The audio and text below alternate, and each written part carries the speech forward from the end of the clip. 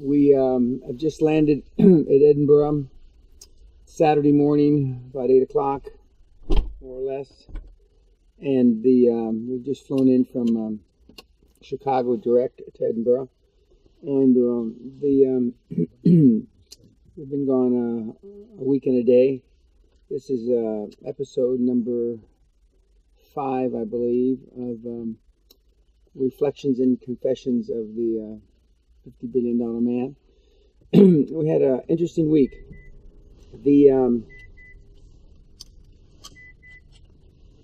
Today or tomorrow, depending on how you want to look at it, 22 years ago today, Saturday, it was a different day of the month. I believe it was the 22nd or 21st. I gave my first seminar in Los Angeles at the Sheraton Hotel in Los Angeles. We had about, 90, 100 people in attendance, and that was the beginning of my QLA seminar career. And here we are 22 years later, and it's sometimes it does feel like 22 years, but then sometimes it doesn't. And the reason it doesn't in many cases or many instances is because you kids are asking the same bloody fucking questions as you did 22 years ago, as you did then. And in those days I gave seminars. I was naive enough to think that if I gave 50 seminars, it would spread the word virally, as they say now, or like wildfire. And I underestimated grossly your inability, the people that are listening to this, to adapt and change. Because I judged you by how I can adapt and how I can change. But here I am 22 years later. The first Castle seminar was some months off in the distance, and they've gained popularity. We've kind of had a couple ebbs and flows, but in recent years, especially the last year or so, they've been very popular. Now this week, when I left, and we flew first to San Francisco, and for a board meeting, an initial board meeting, in the last reflections, number 4, I commented that there was going to be 2 board meetings, one in San Francisco, and we have a powerhouse board. We're represented by a Big 4 accounting firm on a success fee basis.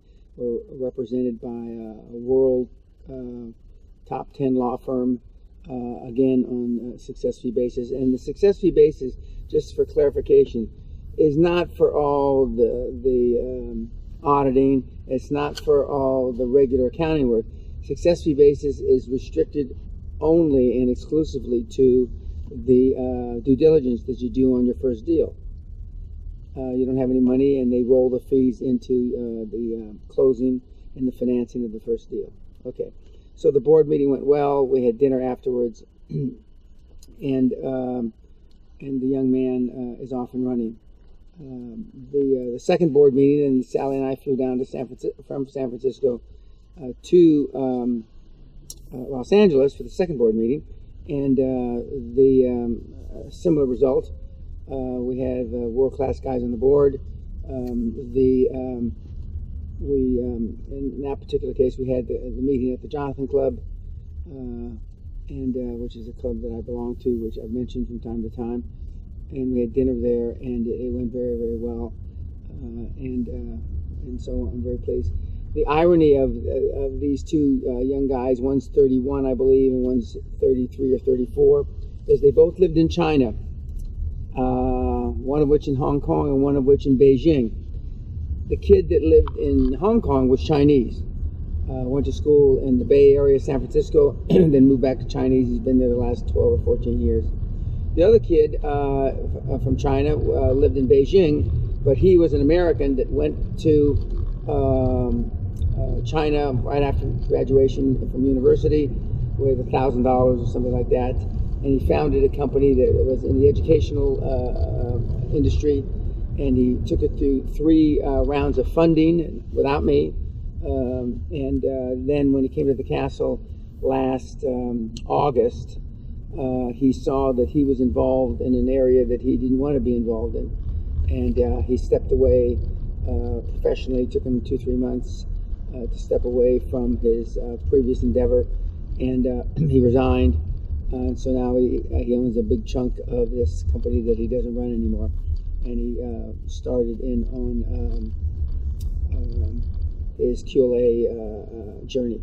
Both of the kids are involved in healthcare in different degrees. So the board meetings went well. I also met with one more recent April graduate seminar who lived in Los Angeles, and he's still looking for the idea that he wants to be able to put the QLA to work on. But I met a few handful of what I call QLA devotees that have read about me either directly or indirectly, have been involved in researching QLA. And I met with a few, but I met with 3 interesting individuals. One was a former dishwasher who now works in Las Vegas, who is now a property owner. He buys and sells property, but he started as a dishwasher. I believe he's 31 years old, and he says he's coming to the Castle Seminar in August. I met with a young woman in her mid-40s who is in fashion and in cosmetics, etc. And she wants to, change her life. She doesn't enjoy doing what she's doing anymore, the way she's doing it. And the third, and perhaps the most interesting for you guys, he's a vascular surgeon, and he's 44 years old, and he's not happy being a vascular surgeon making a lot of money. Now, most of the people watching this would probably swap places without even knowing the guy. But he's a vascular surgeon in Southern California, and he does quite well. For those of you that understand how the surgeons get paid in America, but he's not happy with that. And so we discussed what I might be able to do for him, and more importantly, what QLA might be able to do for him. And I told him, I gave him an idea right off the bat. It took me about maybe 100 millionth of a second, and he lit up, and he said, "Oh, I don't know." He didn't say exactly. I don't know why I didn't think of that, but he didn't think of it because you guys look at information differently, unless you're trained and have got the experience of somebody like myself, and that's what the Dream Team's about, putting the Dream Team together. He'll ostensibly, along with the woman and the other young man that I mentioned, be at the Castle Seminar in August. But we got a dishwasher that wasn't happy, that did something about it. We got a vascular surgeon that wasn't happy, that wants to do something about it. We got a woman who is ostensibly successful, but wants to do something different.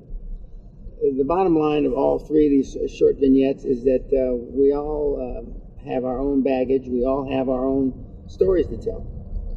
Now, the story I'm about to tell is really was quite dramatic for me. My wife and I have funded the last several years a scholarship in my father's name, Manuel S. Pena, student athlete scholarship, and we've given out many scholarships to go to university in East LA. And you have to participate in a varsity sport and have good grades and write an essay for the contest, etc. And and one of the kids that we gave one of our first scholarships to, a young Vietnamese kid, immigrant, several years ago, has kept in touch with me from time to time, as do some of the other scholarship recipients. And he came to see me just before the event I'm about to tell you about, which was on Friday, just a day ago, or 2 days ago. It was on Thursday, I guess. And he's now an investment banker. When he first came to me, his Vietnamese parents, if I remember correctly, his mother cleaned toilets and his father worked as some sort of labor, and they had wanted him to be an engineer. And after meeting me, I convinced him that he could serve the world better in finance and create more jobs in finance than he could in engineering. So he changed his major when he went off to school. He went to the University of California at Irvine. He graduated last, I believe, December, and he's had his first job now, and he's been there 3 or 4 months. And I asked him if he could come to the ceremony that was going to be in a couple of days, where I would give out 5 more scholarships. And he showed up looking like an investment banker, dressing for success. And he's 24 years old, 24, 25. And he speaks much better English now. Yeah, he's also grown, probably 3 or 4 inches. He wasn't that tall when I knew him a few years ago. And I introduced him at Lincoln High School in East LA, where the ceremony takes place. That's where my dad went to school. And when I got up on the podium, I said, 79 years ago, right about now, my father graduated from this high school. And he had participated in 3 varsity sports. And he had a 3.5, actually a little better than that, grade point average, but he didn't think he was a scholar. So at that time, he didn't go off to university. And of course, it was 1936, and the world was a different place. And then I called up the 5 recipients, 4 young women and 1 guy. And then I introduced Sam as one of our first scholarship recipients, and it was a very proud moment. And then we took pictures, and the pictures will come later on social media. And but it came full circle, and it was very meaningful. And Sally and I went out with my kid brother later on that evening. It really we discussed it, and it made me very proud. And I'm also very proud of my kid brother. He's also high performance. He related to me. He's an assistant chief, fire chief at the largest fire department in America, which is the LA County. He's being promoted to deputy chief from assistant chief, and so he's done well in civil service, I should say. Now the young man who is off doing deals in investment banking now is able to help his family a little. But what was remarkable about this kid, Sam, Vietnamese kid, and one of the reasons I knew that he was the right guy to get a scholarship is that when he went off to university, while he only lived 6 miles away from his family, because we don't give him enough money to pay for the entire tuition. We give him enough money to pay for a good part of the tuition, but we want him to work. And depending on where you go to school, depends on how much extra you want to work. And depending on what kind of classes you take, depends on how much time you have for work. Well, he worked and he lived, if I remember correctly, in a small 100-square-foot room over a shoe shop. And he had to work Saturday and Sundays 12, 14 hours a day to make enough money to pay for the additional parts of his tuition, so he didn't have time to go home and see his parents. So he used to visit his parents only twice a year, even though he only lived 6 miles away, because he was working 12 or 14 hours, plus he was carrying a full load at the university. And University of California at Irvine is one of the best universities in America. And he was willing to make that sacrifice. And as he kept in touch with me over the years before he graduated, it just reinforced or validated that I had made the right decision in picking him for a scholarship. We've had other stories, because all the kids from East LA that get our scholarships and go to Lincoln High School are poor. We've had several joint salaries between the mother and the father. They only make $30,000 or $40,000 a year jointly together. and they're supporting 3, 4, 5 kids. They're immigrants, either from Vietnam, from China, from Korea, from Mexico, from Central America, South America. So it was a great evening, and I look forward to making the posts on social media.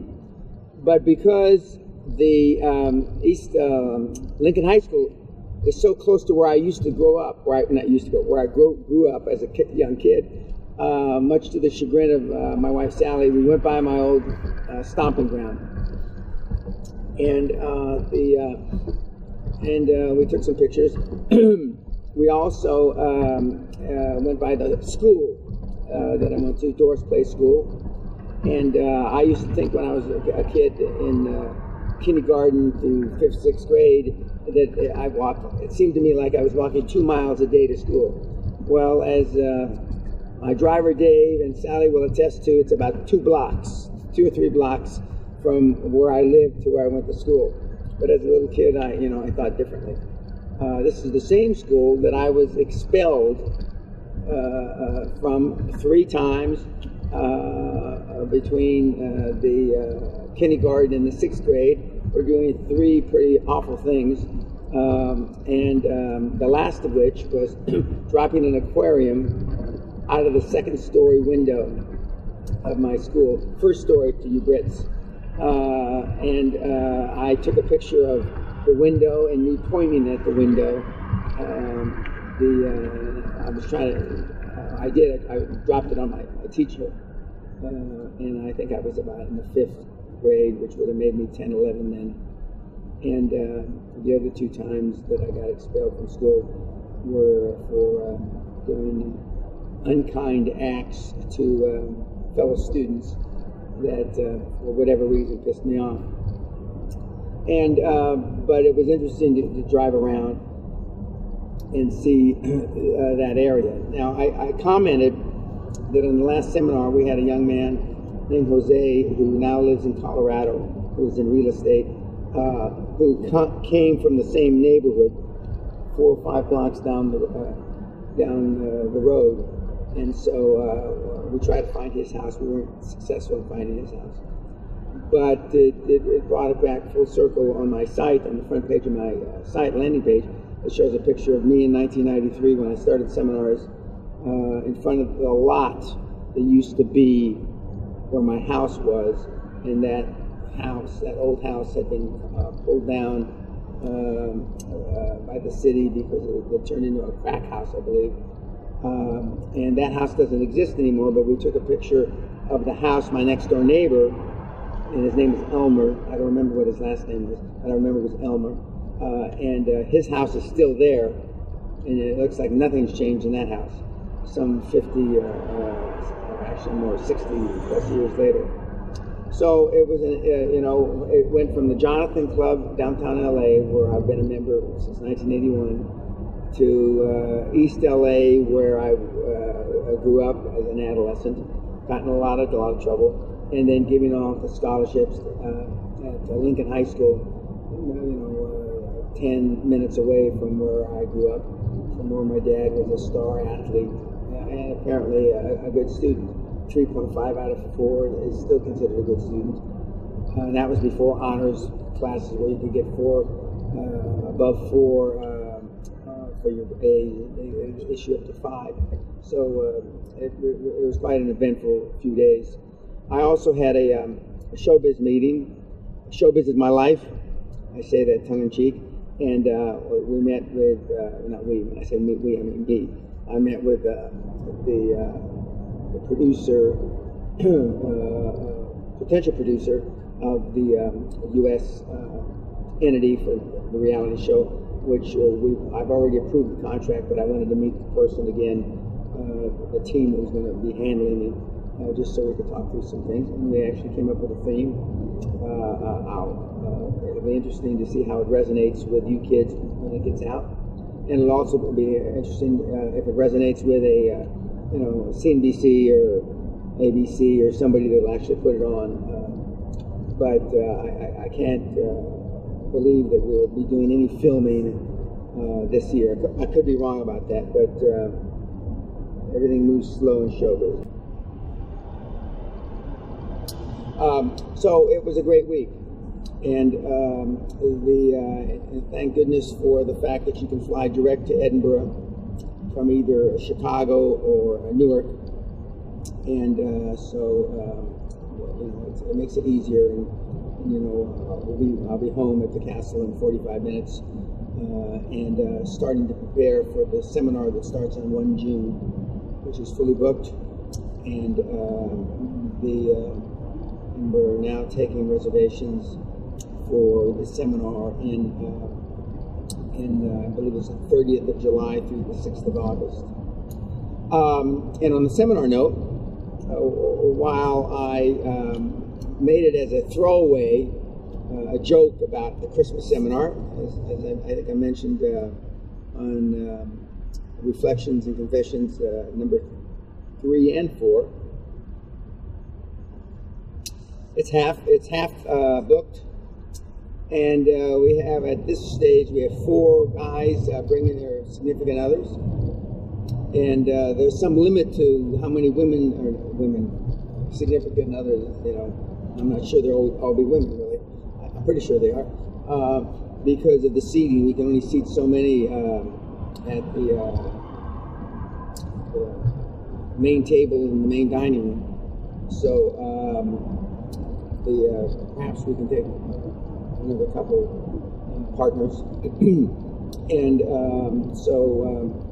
I've already started preparing what the material that we're going to cover in December. And it's going to be quite an interesting adventure for the kids that participate in the seminar, because it's not going to be, as I've mentioned, the 1,700 slides. There may be 50 or 80 slides in this, but we're not going to go through the sacrifices you have to make. That's a given. And the people that will be attending the seminar will all be alumni, because it's too big, a bridge too far, a stretch too far to try to get all that knowledge of the pay price to action, the sacrifices that are required to be a high performance person, without actually going to the seminar at least once, if not more. So there'll be alumni. The seminar that's coming up in June in a few days, which I'm going to be preparing for as soon as I get back to the castle in a little while.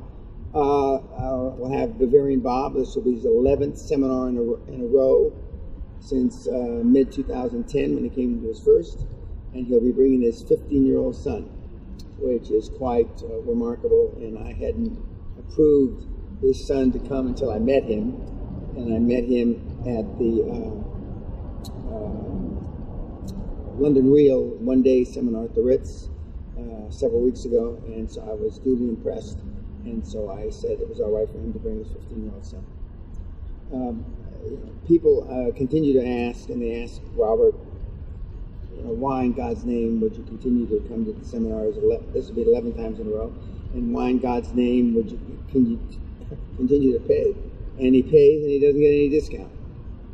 And you'd have to ask him, but in short, and if you look at the testimonials on my site, it's because he needs to be reprogrammed, and he needs to be rebooted, so to speak, because he's a scientist, and his 25 years of training have been not in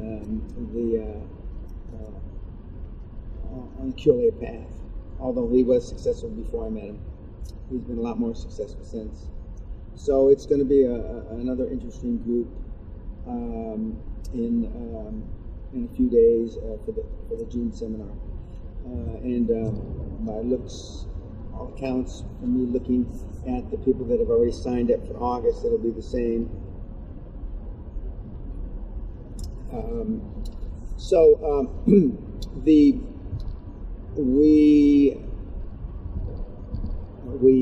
There was an article written about me and published on the 20th of this month in Inc.com. Inc.com's got 1,300,000 followers on Twitter, which I'm not sure what that means, but a nice article came out written about me that I gave the interview maybe a month and a half ago, and it called me Mr. Accountability. And from talking to me at some length, the author, he came away with the fact that one of the things that differentiates me and other high-performance people is the fact that I'm very accountable personally, and I'm very accountable on the people that I deal with. Some people would say I'm very unforgiving. I'm not so sure that's accurate, but I do make people accountable. And it's the clear differentiator between 99% of the people that walk the face of the earth and everybody else. Or 99% of the people and the 1% that's super high performance people. It goes without saying. He narrows it down to 8 steps that he believes are my precepts for accountability. It's a nice article. It's well written. It's written by a guy who is in business as well, and that has had success. And he has interviewed a lot of high-performance people. So you should, if you want more input, take a look at it. It's on my interviewing page of my website, along with 25 other interviews, both audio, video, and magazine type on my site. We're making some changes to my site. One of the things that has really been popular that has just gone on my site are the ringtones. And I chuckle when I'm saying this because I think we've only posted 2 or 3 of them, but one of which is just fucking do it. And the other one is for a morning wake-up call. It says, get out of bed, you fucking cunt. Pretty funny, but they've been very popular. A lot of downloads. Again, it's all free. I don't charge for any of that. And another thing that's been very popular that's just gone up in the last week or 10 days, by suggestion by one of my mentees who went to the Castle Seminar in April, kid from New York, was the pennyisms. So I recorded 100 and some pennyisms a while back, and it's 16 or 17 minutes long, and so you can listen to them all in one fell swoop. And we're also posting them on social media, 1 or 2 every other day, in addition to all 100 plus from time to time. But the ringtones I get a big chuckle out of, because they've become popular.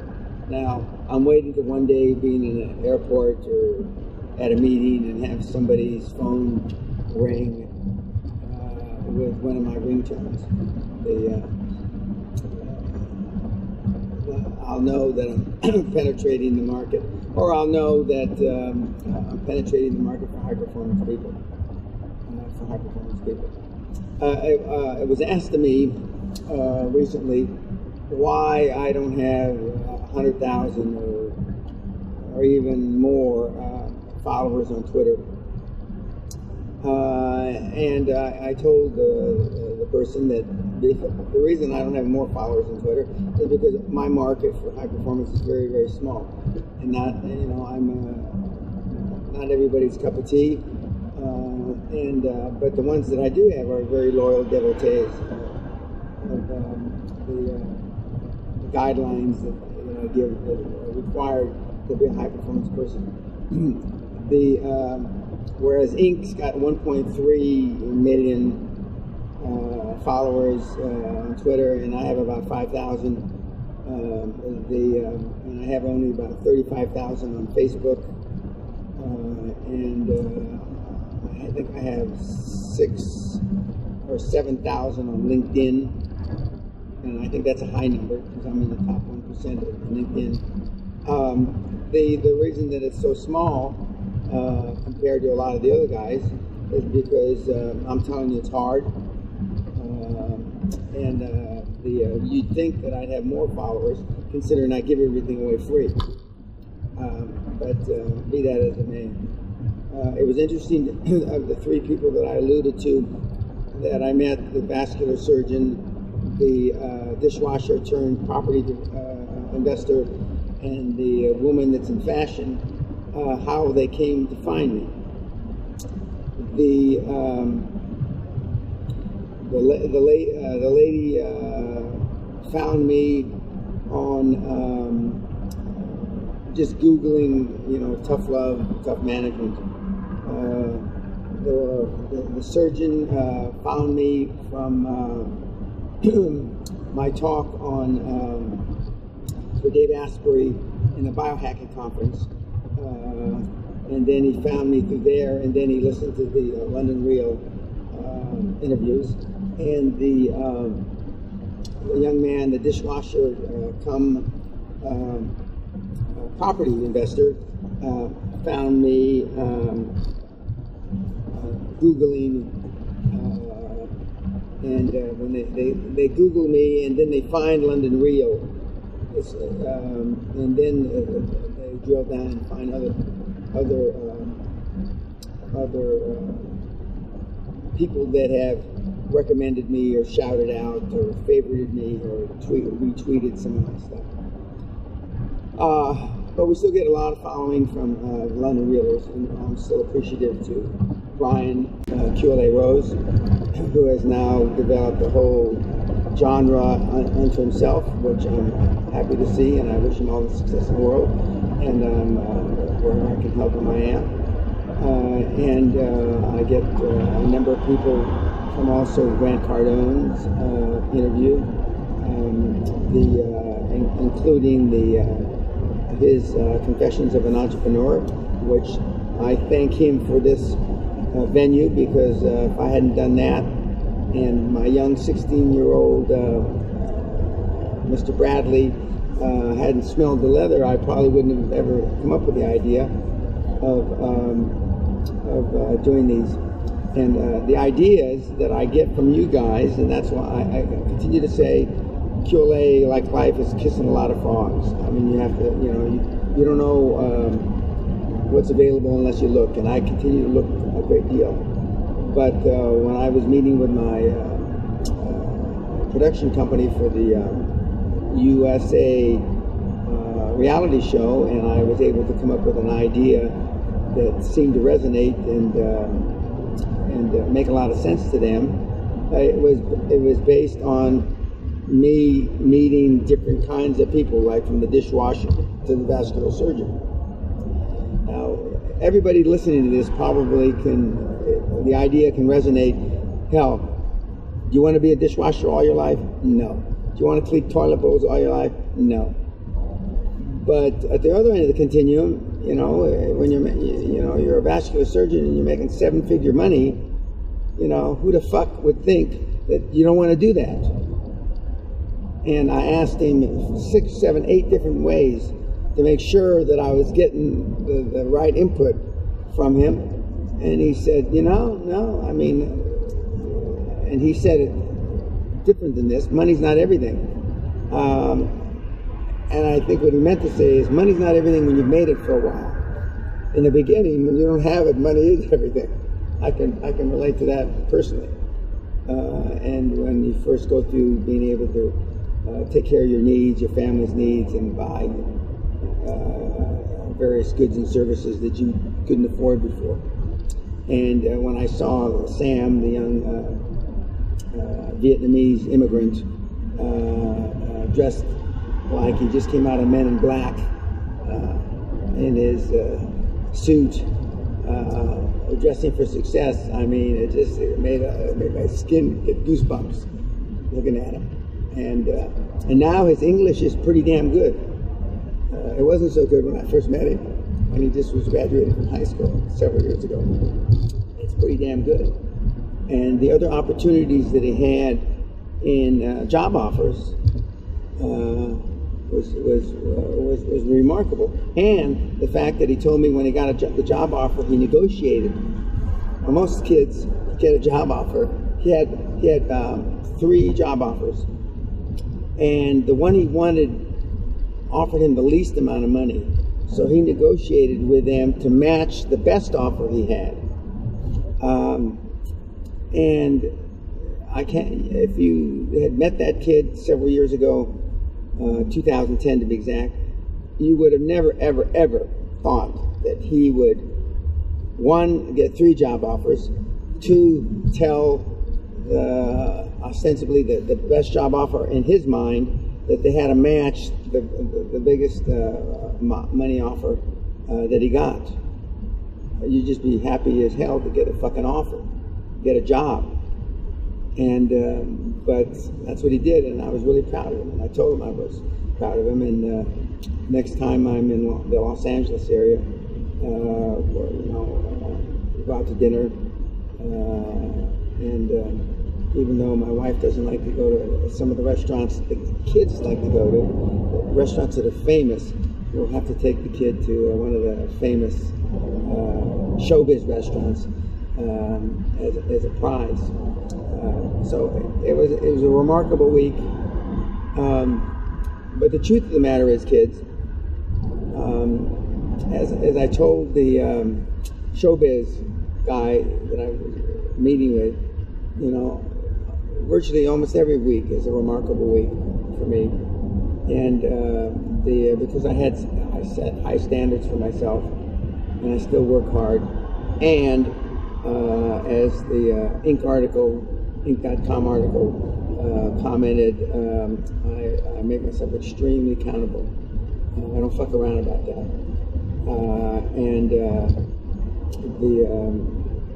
we had troubles with my kids growing up because I made them very accountable. And for those of you that are kids, you realize, well, you're all kids to me. Accountability is only fun when you are successful at it. Accountability is not any fun whatsoever when you're not. I think that's enough for today, but I want to thank you all for participating. These confessions and reflections have been popular. We're getting a lot of traffic. And they will continue. I don't have any other trips to the airport here in Scotland planned until after the seminar. And then Sally and I are going to take a trip to a few places prior to my birthday. But anyway, I want to thank you all very much. God bless. Peace.